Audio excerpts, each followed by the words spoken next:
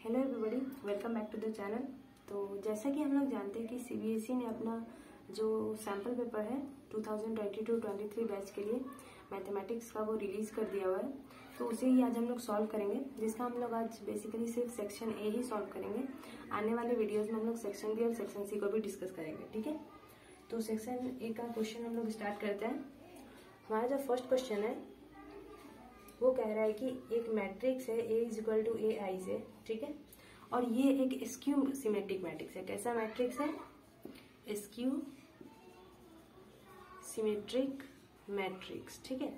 ये एक skew symmetric matrix है और उसके बाद पूछ रहा है अगर ये स्क्यू सिमेट्रिक मैट्रिक्स है तो इसमें का कौन सा ऑप्शन जो होगा वो सही होगा, ठीक है। जिसमें हमारा फर्स्ट ऑप्शन क्या दे रखा है कि A I J is equal to A of J I, second है A of I J is not equal to 0, third है A of I J is equal to 0 when I is equal to J, and 4 is A I J is not equal to 0 where I is equal to J. तो क्योंकि skew symmetric matrix सबसे पहले हम लोग देखते हैं कि होता क्या है। स्क्यू सिमेट्रिक मैट्रिक्स का मतलब है कि अगर कोई एक मैट्रिक्स है तो वो अपने ट्रांसपोज का निगेटिव है, ठीक है। उसका जो ट्रांसपोज हम लोग निकालेंगे उसके आगे अगर हम निगेटिव साइन कॉमन ले लेते हैं तो ऐसे मैट्रिक्स को क्या कहते हैं हम लोग? स्क्यू सिमेट्रिक मैट्रिक्स कहते हैं, ठीक है। स्क्यू सिमेट्रिक मैट्रिक्स ऐसे मैट्रिसेस को कहते हैं जिसका ट्रांसपोज जो है वो निगेटिव होता है ओरिजिनल मैट्रिक्स के, ठीक है। तो इसी वजह से हमारा जो इसमें करेक्ट आंसर होगा वो होगा सी ऑप्शन, ठीक है। क्योंकि अगर ये दोनों निगेटिव होगा, क्योंकि ये निगेटिव होता है तो हमारा जो भी डायगोनल एलिमेंट्स आते हैं, मतलब जो जहां पर आई इज इक्वल टू जे है तो वो सारा एलिमेंट्स क्या हो जाता है? 0 के इक्वल हो जाता है, ठीक है।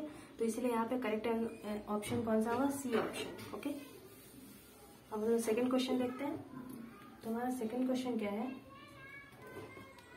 कि एक मैट्रिक्स है ए, ठीक है, जो कि स्क्वायर मैट्रिक्स है। कैसा मैट्रिक्स है? Square matrix. सेकेंड क्वेश्चन है ए जो है वो स्क्वायर मैट्रिक्स है। किस ऑर्डर का? ऑर्डर है इसका 3, ओके। और दिया क्या हुआ है कि determinant of A transpose is equal to -3, okay. तो क्योंकि ये एक स्क्वायर मैट्रिक्स है तो इसका डिटर्मिनेंट और ट्रांसपोज का डिटर्मिनेंट दोनों क्या होगा? इक्वल होगा, ठीक है। अब इक्वल होगा और हमें निकालना क्या है? डिटर्मिनेंट ऑफ ए ट्रांसपोज, ठीक है। तो इसका फॉर्मूला हम लोग जानते हैं क्या होगा? Determinant of A into determinant of A transpose, okay. और ये दोनों क्या है? इक्वल है, जिसमें हमारा ए ट्रांसपोज का वैल्यू दिया हुआ है। तो ये कितना आ जाएगा? -3 into -3 that is equal to कितना हो जाएगा? Positive of 9, okay. तो हमारा इसका करेक्ट ऑप्शन क्या हो जाएगा? A option, okay. अब हम लोग थर्ड क्वेश्चन की तरफ देखते हैं। तो हमारा थर्ड क्वेश्चन क्या दे रखा है कि एरिया ऑफ ट्राइंगल, एक एरिया ऑफ ट्राइंगल बताना है। उसका फॉर्मूला क्या होता है? जिसमें ए, बी और सी उसके क्या है? वर्टेक्स है। तो एरिया ऑफ ट्राइंगल का फॉर्मूला हम लोग जानते हैं क्या होता है? 1/2 into A B vector cross A C vector, okay. और कोई ऑप्शन करेक्ट नहीं होगा तो 1/2 into A B vector cross A C vector, that is B option is correct for the third question, okay. अब हम लोग फोर्थ क्वेश्चन की तरफ देखते हैं। तो हमारा फोर्थ क्वेश्चन क्या दे रखा है कि हमें k की वैल्यू निकालनी है अगर हमारा फंक्शन जो है 1 - cos 4x divided by 8x square for x not equal to 0 and k if x equal to 0, ठीक है। ये क्या कैसा फंक्शन है? इज कंटिन्यूअस, ठीक है। ये कंटिन्यूअस फंक्शन है तो हमें k का वैल्यू निकालना है। अब हम लोग कंटिन्यूअस फंक्शन का प्रॉपर्टी जानते हैं कि अगर कंटिन्यूअस कोई फंक्शन है तो limit of f(x) where x tends to यहाँ पर अगर 0 दिया हुआ है तो 0 negative is equal to limit of x tends to 0 positive f(x) that is equal to limit x tends to 0 या फिर that is equal to f(0), ठीक है। ये फॉर्मूला हम लोग जानते हैं। तो इसमें हम लोग क्या करेंगे कि हम कोई भी एक ले लेते हैं, ठीक है। जैसे अगर मैं ये ले लेती हूँ, ओके, ठीक है। ये है और इसके अकॉर्डिंग ही हम लोग k का वैल्यू भी निकाल सकते हैं। तो कैसे निकालेंगे देखते हैं। तो limit h tends to 0 f(0) plus h, okay. इसे ऐसे लिख सकते हैं that is equal to limit यहाँ पे k f(0) क्या है? हमारा k है, तो k अब देखिए यहाँ पर लिमिट h टेंड्स टू 0। अब f ऑफ 0 प्लस h, मतलब यहाँ पर x के जगह क्या डालना है, 0 प्लस h, मतलब h डालना है, ठीक है। तो हो जाएगा 1 minus cos 4h divided by 8h square is equal to k, that is limit h square. अब देखिए यहाँ पर हम लोग कौन सा फॉर्मूला यूज करेंगे कि 1 minus cos 2x is equal to क्या होता है 2 साइन स्क्वायर x, यही फॉर्मूला हम लोग यहाँ पर यूज करेंगे। तो हमारा आ जाएगा 2 sine square 2h divided by 8h square, ठीक है। क्योंकि यहाँ पर 1 माइनस कॉस 2x है 2 इंटू 2h, ठीक है, 2 इंटू 2h होगा ना, तो यहाँ पे सिर्फ 2h आएगा इज इक्वल टू k। इसे हम लोग सॉल्व कर लेते हैं। तो लिमिट h टेंड्स, और हम लोग एक लिमिट का प्रॉपर्टी जानते हैं कि limit x tends to 0 sine x by x is equal to क्या होता है 1 होता है। इस प्रॉपर्टी को भी हम लोग यूज करेंगे। अब यहाँ पे देखिए ये 2 से ये कैंसिल हो जाएगा, तो आ जाएगा 1/4 कांस्टेंट है, बाहर निकाल लेते हैं, into limit h tends to 0। अब देखिए यहाँ पे साइन 2h अपॉन 2h का whole square into 4h square divided by h square is equal to क्या होगा k। अब आप सोच रहे हो कि ये कैसे किए, तो यहाँ पे देखिए हम लोग जानते हैं कि साइन x बाई एक्स का फॉर्मूला 1 होता है। अगर हम दोनों तरफ स्क्वायर ले लेते हैं तब भी तो हमारा आंसर वही रहेगा ना। और यहाँ पे साइन स्क्वायर है जिसकी वजह से हमें नीचे में क्या लाना पड़ेगा, स्क्वायर लाना पड़ेगा, 2h का स्क्वायर। 2h का स्क्वायर क्या होता है 4h स्क्वायर, तो 4h स्क्वायर से हम लोग डिवाइड भी कर दिए और मल्टीप्लाई भी कर दिए, ओके। अब h स्क्वायर से h स्क्वायर कैंसिल होगा, ये 4 यहाँ आएगा तो ये भी कैंसिल हो जाएगा, 1 हो जाएगा। तो ओवर इन ऑल हमारा वैल्यू क्या आ जाएगा 1, that is 1 is equal to k, और k इज इक्वल टू 1, ठीक है। k की वैल्यू क्या आ गई हमारे पास 1, तो यही हमारा आंसर है, ओके। अब हम लोग नेक्स्ट क्वेश्चन की तरफ देखते हैं।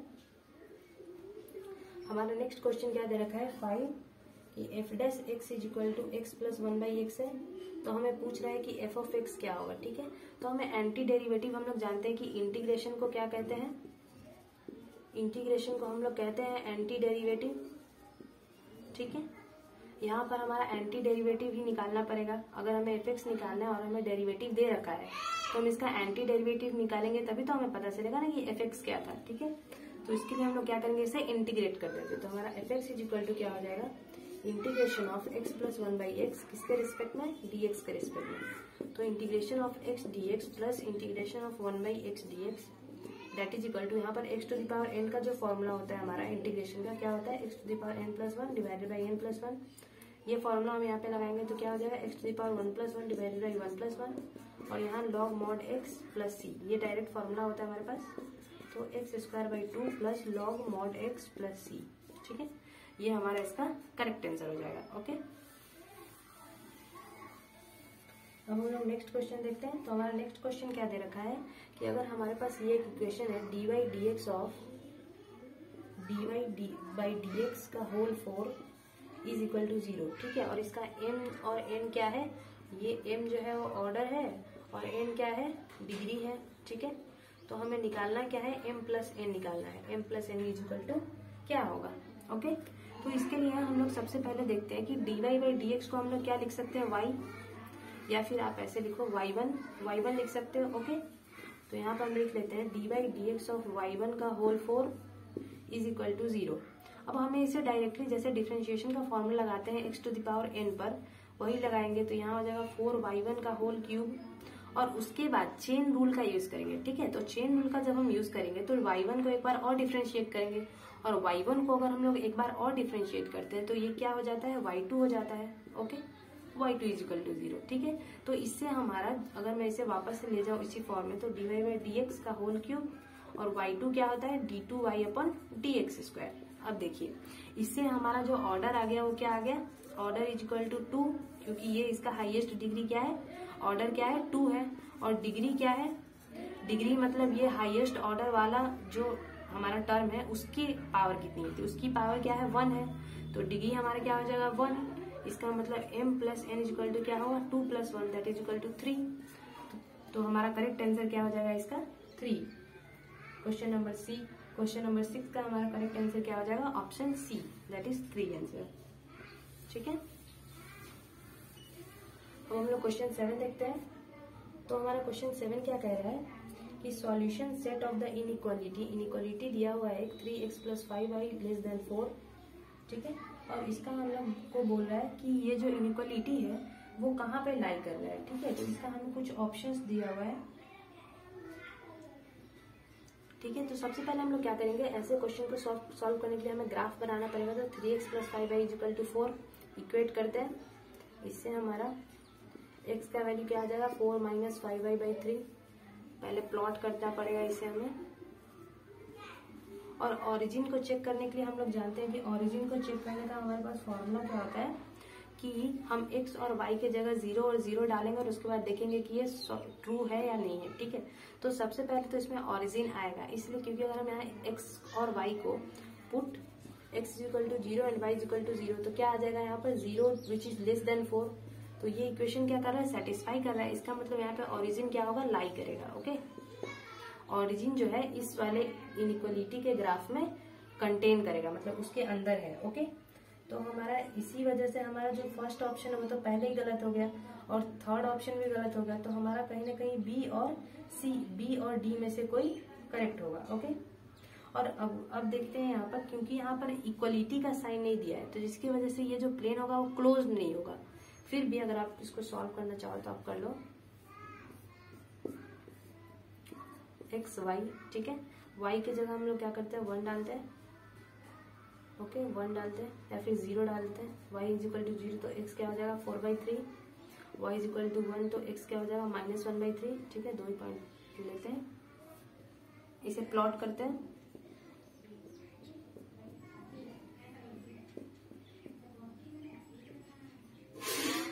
x क्या है हमारा, 4/3, 0, ठीक है। तो 4/3 मतलब 1 से थोड़ा सा आगे जाएगा, तो यहाँ पे और ये वाला पॉइंट 1 हो गया, ओके। दूसरा पॉइंट क्या है हमारे पास, x = -1,3 मतलब -1,3 दैट इज इस साइड आएगा, ठीक है।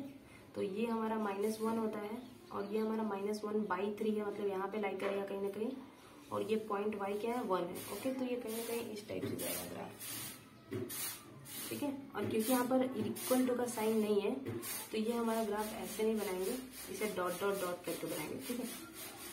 तो हमारा ग्राफ ये कुछ इस टाइप से दिखेगा और ये लेस देन 4 है और ओरिजिन को कंटेन कर रहा है, तो ये ऐसा बनेगा, ओके। और ये हाफ प्लेन है, ठीक है, हाफ ऑफ द प्लेन है, open half of the plane है, ठीक है। ओपन इसलिए मैंने अभी बताया कि यहाँ पर इक्वल टू का साइन नहीं है, इसी वजह से। तो ये open half of the plane है और ओरिजिन कंटेन कर रहा है, ठीक है। तो इसका मतलब करेक्ट ऑप्शन क्या हो जाएगा, बी, ठीक है। आप क्वेश्चन देख सकते हो, जो क्वेश्चन दिया हुआ है आपको सैंपल सेट में। यहाँ पे क्वेश्चन लिखने का उतना स्पेस नहीं है, इसी वजह से क्वेश्चन नहीं लिखे हैं, ठीक है। हम सिर्फ सॉल्यूशन बता रहे हैं, ओके। अब हमारा 8 क्वेश्चन क्या है कि हमें प्रोजेक्शन, स्केलर प्रोजेक्शन निकालना है। पहला वेक्टर हमारा क्या है, ए वेक्टर मान लेते हैं इसे, 3i cap - j cap - 2k cap. और दूसरा वेक्टर क्या है, i cap + 2j cap - 3k cap, ठीक है। तो हमें प्रोजेक्शन निकालना है। हम लोग प्रोजेक्शन का फॉर्मूला क्या जानते हैं, projection = a vector dot b vector divided by b vector, scalar projection का, ठीक है। तो हम लोग क्या करेंगे, यहाँ पर इस दोनों का डॉट प्रोडक्ट करते हैं। तो 3i cap - j cap - 2k cap dot i cap + 2j cap - 3k cap और divided by modulus of b that is √1 + 4 + 9, okay. √1 + 4 + 9, okay. तो यहाँ पे कितना हो जाएगा, आपको ऊपर में आ जाएगा 3।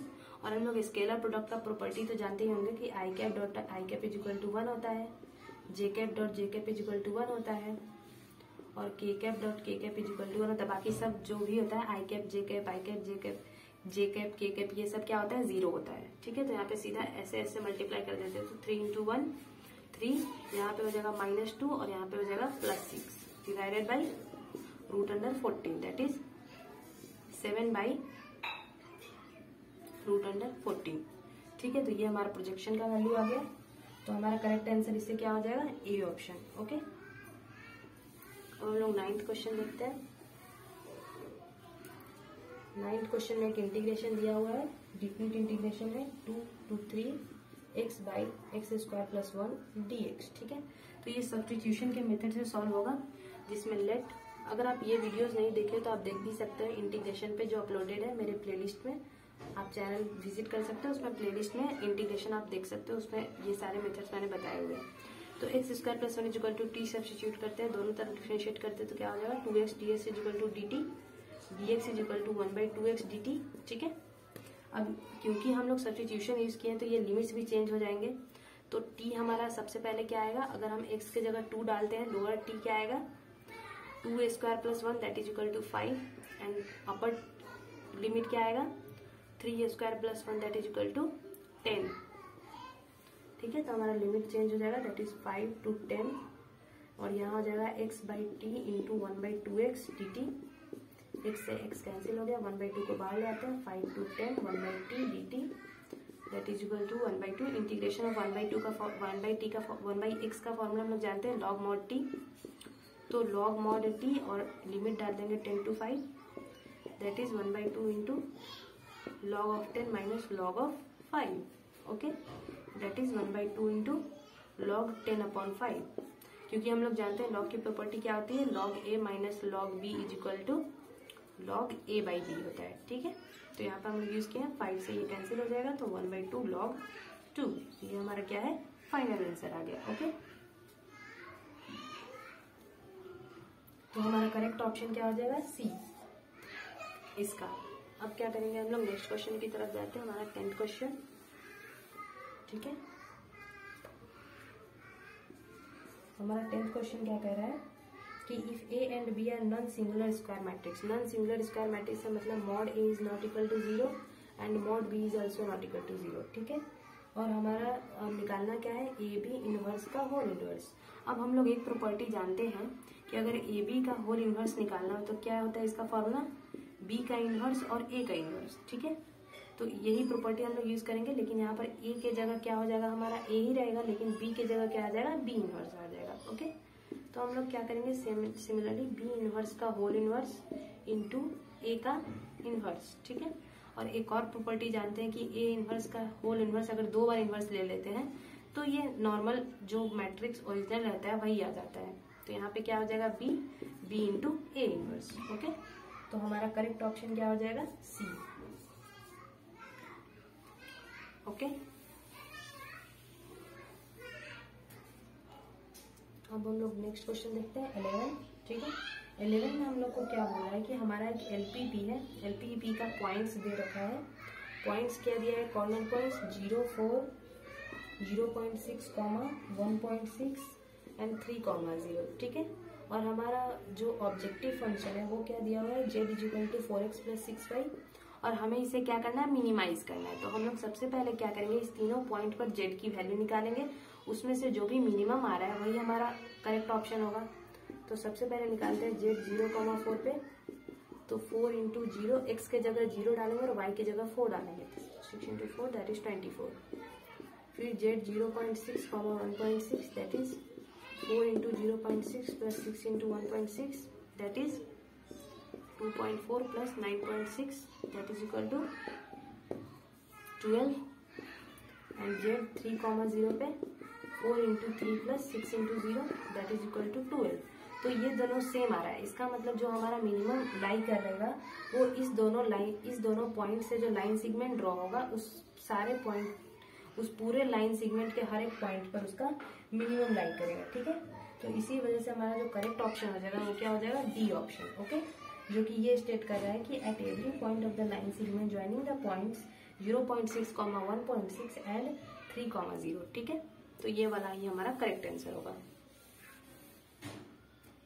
अब हम लोग 12th क्वेश्चन पे जाते हैं। 12th क्वेश्चन में हमारा क्या दे रखा है कि 2, 4, 5, 1 is equal to determinant of and 2x, 4, 6x। ठीक है, इसे हम लोग को सॉल्व करना है x के लिए। ओके,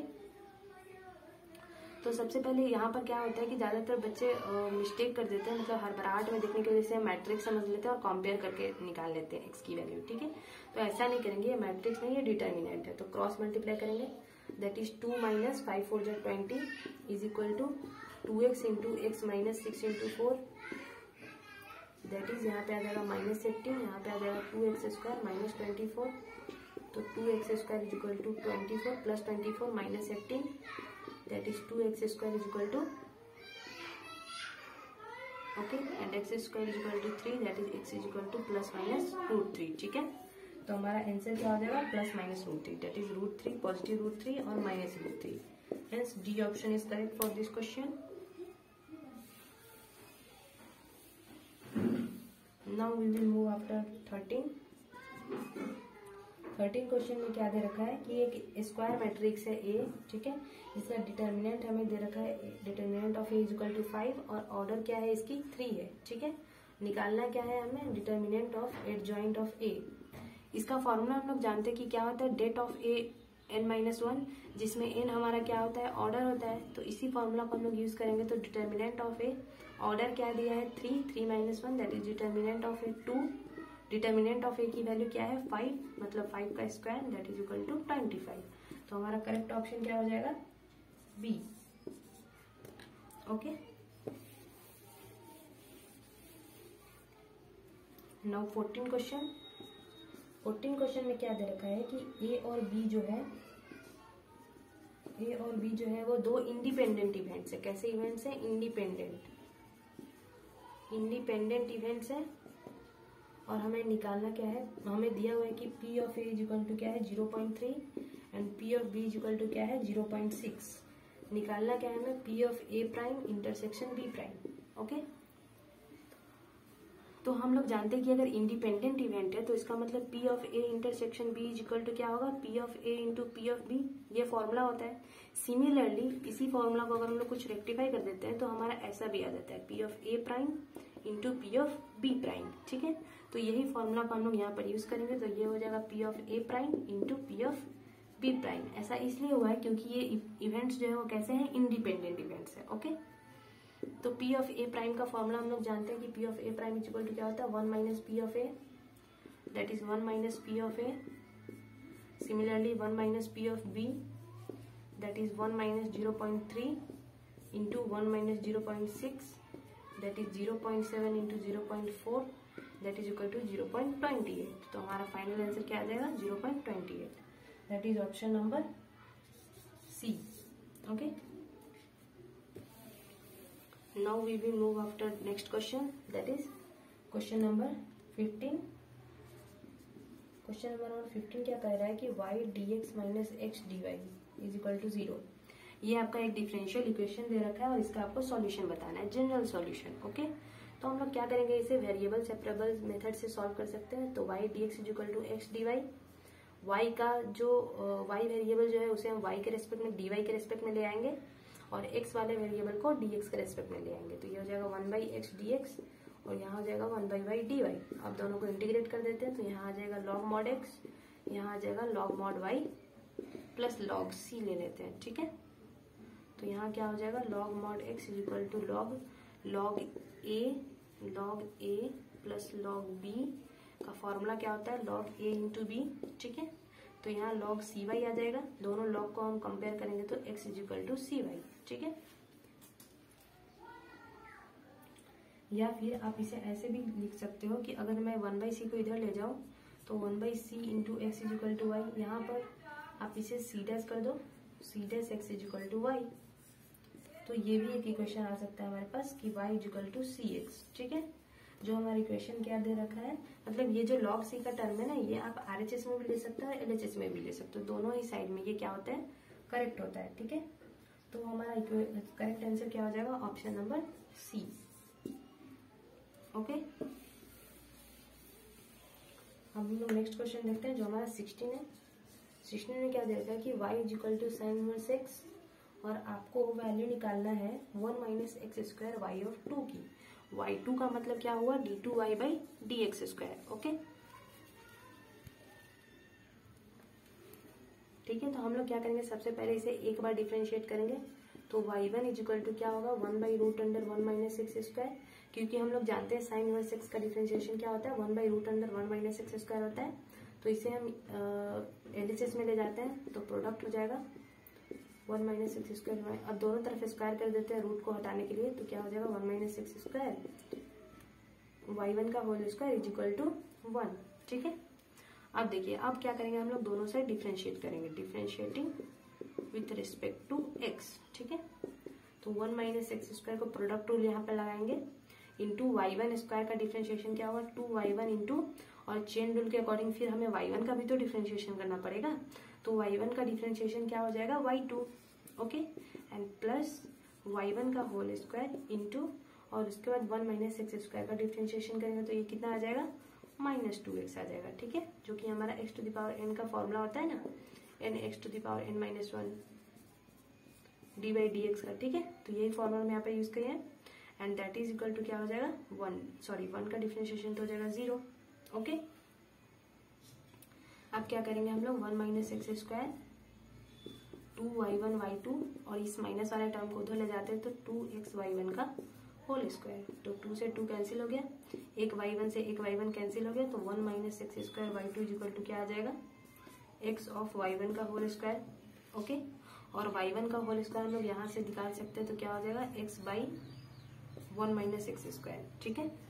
तो हमारा फाइनल जो वैल्यू आ जाएगा 1 माइनस एक्स स्क्वायर y2 का वो क्या आ जाएगा आपको x y1 का, सॉरी एक y1 तो कैंसिल हो जाएगा तो x इंटू y1 हो जाएगा, ठीक है, तो x by root under 1 minus x square या फिर x y1, ठीक है। तो हमारा ऑप्शन करेक्ट कौन सा हो जाएगा ए ऑप्शन, ओके।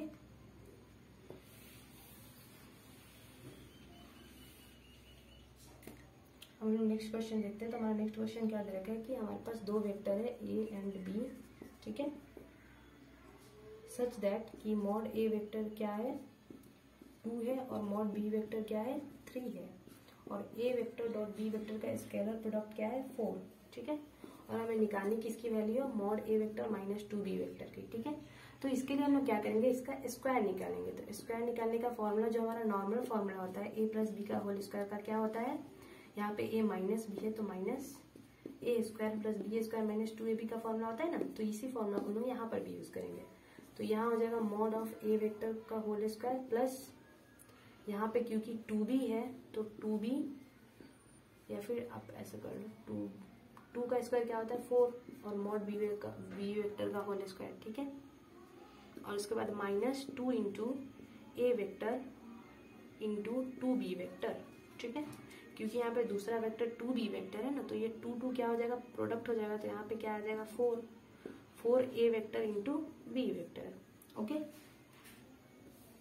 अब हम लोग क्या करेंगे, जो हमारा वैल्यू है उसको पुट कर देंगे, तो 2 का होल स्क्वायर प्लस 4 इंटू 3 का whole square minus 4 into 4 that is 4 plus 3 का स्क्वायर 9 4 जा 36 माइनस 16, तो ये कितना आ जाएगा 40 minus 16 that is equal to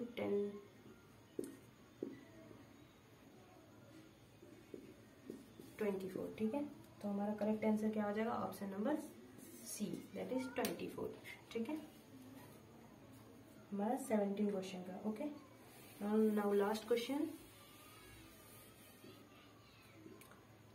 हमारा क्या कह रहा है कि if P is a point on the line joining, एक P पॉइंट है, ठीक है, लाइन कौन कौन सा ज्वाइन कर रहा है A 0, 5, -2 and B 3, -1, 2 and if the x coordinate of P is 6 then its z coordinate is what, मतलब एक पॉइंट है P जो कि इस दोनों लाइन को क्या कर रहा है ज्वाइन कर रहा है, ठीक है। तो अगर ये इस दोनों लाइन को ज्वाइन कर रहा है इसका मतलब इसका जो कोऑर्डिनेट होगा वो इस टाइप से होगा, उसका जो लाइन का इक्वेशन बनेगा, ठीक है, इक्वेशन ऑफ लाइन से हम लोग लिख सकते हैं x, जो हमारा इक्वेशन क्या होता है x minus x1 by x2 minus x1 is equal to y minus y1 divided by y2 minus y1 is equal to z minus z1 by z2 minus z1, ये हमारा इक्वेशन होता है line का, ठीक है। अगर हमारे पास टू पॉइंट्स दिया हो तो हम लोग इसे यूज करते हैं। तो यहाँ पर क्या हो जाएगा x माइनस x1 के जगह 0 डाल देते हैं बाई x2 माइनस x1 मतलब 3 minus 0 that is equal to y minus 5 divided by -1 minus 5 that is equal to z minus z1 क्या है -2 है तो यहाँ पे प्लस हो जाएगा +2 डिवाइडेड बाई z2 क्या है 2 और minus z1 that is +2 again, ठीक है। तो यहाँ से क्या आ जाएगा x by 3 is equal to y minus 5 by -6 that is equal to z plus 2 by 4, ठीक है। अब हम लोग को बोल रहा है कि जो x कोऑर्डिनेट है वो क्या है 6 है, इसका मतलब x क्या है हमारे पास 6, ओके। x कोऑर्डिनेट हमारे पास क्या दे रखा है 6 दे रखा है, इसका मतलब ये रेशियो यहाँ पर क्या आ जाएगा 2, 6/3 इक्वल टू 2 होता है ना, और हमसे पूछ क्या रहा है, जेड का कोऑर्डिनेट पूछ रहा है, ठीक है। इसका मतलब z+2 is equal to z+2/4 is equal to, ठीक है। तो z+2/4 इज इक्वल टू किसके इक्वल हो जाएगा, 2 के इक्वल हो जाएगा, क्योंकि ये वाला टर्म और ये वाला टर्म क्या है, इक्वल है, बीच में इक्वलिटी का साइन है। तो इससे z का कोऑर्डिनेट क्या आ जाएगा, 4 2 8 -2, ठीक है, that is z is equal to 6। Okay, तो हमारा z कोऑर्डिनेट का वैल्यू क्या आ गया, 6 आ गया, मतलब बी ऑप्शन क्या है, करेक्ट है, ठीक है। अब उसके बाद हम लोग देखते हैं कुछ असर्शन रीजन के क्वेश्चन दे रखे हैं। हमारा फर्स्ट असर्शन रीजन क्या कह रहा है कि डोमेन ऑफ द फंक्शन, हमारा असर्शन क्या है, असर्शन दे रखा है कि domain of sec inverse 2x क्या है, -∞ से -1/2 यूनियन 1/2 से इंफिनिटी, ठीक है। और रीजन क्या दे रखा है, sec inverse -2 is equal to -π/4। तो सबसे पहले तो यहाँ पे रीजन देखने से ही गलत लग रहा है, क्योंकि सेक इनवर्स का रेंज सिर्फ -1 से 1 तक होता है, ठीक है, और यहाँ पे -2 दे रखा है, तो ये तो पहले ही गलत हो गया, ठीक है। तो इसी वजह से रीजन तो हमारा सबसे पहले ही रॉन्ग है। अब हमें चेक करना है कि असर्शन हमारा करेक्ट है या नहीं, ठीक है। तो सेक इनवर्स 2x यहाँ पे दे रखा है, सेक इनवर्स x का ये होता है। अब सेक इनवर्स अगर 2x हमसे पूछ रहा है तो ये ऐसा हो जाएगा like sec of -1, sorry sec inverse x का आपको जाता है -1 to 1, ठीक है। सेक इनवर्स x का जाता है वैल्यू कहाँ से, -1 to 1 से, ठीक है। और सेक इनवर्स 2x का वैल्यू कहाँ से जाता है, आप इसे चेक कर सकते हो, like 2x is equal to y put करके आप इसे चेक करोगे ना, तो आपको आ जाएगा कि -1/2 से कहाँ तक जाएगा, ये 1/2 तक जाएगा, ठीक है, डिवाइड हो जाता है। ओके, तो इस मेथड से हमारा जो असर्शन है वो करेक्ट आ रहा है, लेकिन रीजन हमारा क्या आ रहा है, रॉन्ग आ रहा है। इसका मतलब करेक्ट ऑप्शन क्या हो जाएगा, सी। ओके, और जो इसके बाद वाला असर्शन है उसमें डायरेक्ट फॉर्मूला दिया हुआ है कि एक्यूट एंगल का जो फॉर्मूला होता है हमारे पास, कौन सा formula, cos theta is equal to mod of a1 a2 plus b1 b2 plus c1 c2 divided by root under a1 square plus b1 square plus c1 square root under a2 square plus b2 square plus c2 square, where a1 a2 b1 b2 c1 c2 ये सब क्या है, direction ratios है, ठीक है। तो ये वाला फॉर्मूला हम लोग पहले से ही जानते हैं, तो ये वाला फॉर्मूला ही दिया हुआ है, तो उसमें असर्शन भी करेक्ट है और रीजन भी करेक्ट है, तो हमारा करेक्ट ऑप्शन क्या हो जाएगा, ए। तो इस तरह से आज हम लोग सेक्शन ए डिस्कस किए हुए हैं। नेक्स्ट वीडियो में हम लोग सेक्शन बी और उसके नेक्स्ट वीडियो में फिर सेक्शन सी के क्वेश्चंस को डिस्कस करेंगे, ठीक है। Thank you for watching.